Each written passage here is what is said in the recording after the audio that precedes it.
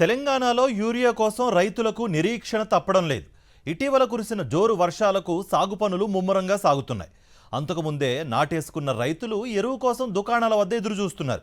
అరాకొరాగా వస్తున్న యూరియా పూర్తి స్థాయిలో అందడం లేదని అన్నదాతలు ఆందోళన చెందుతున్నారు. తెలంగాణలో యూరియా బస్తాలు దొరక్క రైతులు తీవ్ర ఇబ్బందులు పడుతున్నారు.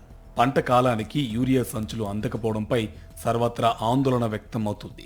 యూరియా సరఫరా నిరాటంకంగా జరుగుతోందని వ్యవసాయ శాఖ చెప్తున్న క్షేత్రస్థాయిలో యూరియా కోసం రైతులు పడిగాపులు కాస్తున్నారు.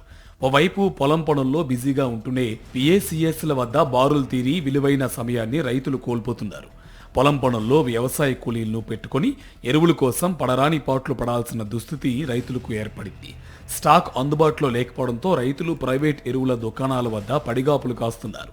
సమయానికి యూరియా సరఫరా జరిగి ఉంటే భారీ క్యూలైన్లు ఎందుకు ఉంటాయని రైతులు ప్రశ్నిస్తున్నారు. మహబూబాబాద్లోని సర్వేపల్లి రాధాకృష్ణ సెంటర్లో యూరియా కోసం రైతులు ఆందోళనకు దిగారు. వందలాది మంది రైతులు రోడ్డుపై బైఠాయించి రాస్తారోకో నిర్వహించారు. ఈ ధర్నాలో రైతులకు మద్దతుగా ఎమ్మెల్సీ సత్యవతి రాథోడ్ పాల్గొన్నారు. చివరకు టోకెన్లు ఇచ్చి త్వరలో యూరియా అందజేస్తామని అధికారులు హామీ ఇచ్చారు. ఆపై బందోబస్తు మధ్య టోకెన్లు పంపిణీ చేశారు. సిద్దిపేట జిల్లా మిరుదొడ్డి పిఏసిఎస్ కు యూరియా లారీ వస్తుందని సమాచారం అందుకున్న పలు గ్రామాలకు చెందిన రైతులు అర్ధరాత్రి నుంచే క్యూ లైన్ కట్టారు. కాలకృత్యాలు తీర్చుకోవడానికి రైతులు చెప్పులను క్యూలో పెట్టి బయటకు వెళ్లారు. ఒకేసారి 3000 మంది రైతులు రావడం, వారందరికీ టోకెన్లు ఇవ్వడంతో అధికారులకు సైతం తిప్పలు తప్పలేదు.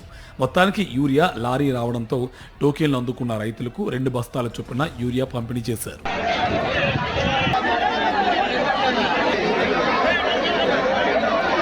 వనపర్తి జిల్లా ఆత్మకూరులోని పిఏసిఎస్ కార్యాలయం వద్ద రైతుల కుటుంబ సభ్యులందరూ పడిగాపులు కాస్తున్నారు. శుక్రవారం సొసైటీకి 700 బస్తాల యూరియా రాగా గురువారం టోకెన్లు తీసుకున్న 72 మంది అందజేశారు. శుక్రవారం మరో 70 మంది రైతులకు టోకెన్లు ఇచ్చారు. అయితే తమ వంతు ఎప్పుడు వస్తుందోనని తెల్లవారుజాము నుంచే రైతులు పిఏసిఎస్ కార్యాలయం వద్ద చెప్పులను క్యూలైన్లో పెట్టి ఎదురు చూస్తున్నారు. ఇంటి వద్ద నుంచి భోజనం తెచ్చుకుని అక్కడే తింటున్నారు. అలసిపోయి చెట్టు నీడన నిద్రపోతున్నారు.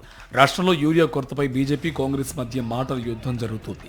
కేంద్ర నిర్లక్ష్యం వల్లే రాష్ట్రంలో యూరియా కొరత అని కాంగ్రెస్ ఆరోపిస్తుంటే యూరియా కొరతకు కాంగ్రెస్ ప్రభుత్వమే కారణమని బీజేపీ నేతలు విమర్శలు గుప్పిస్తున్నారు. మొత్తంగా సకాలంలో యూరియా అందక రైతులు ఇబ్బందులు పడుతున్నారు.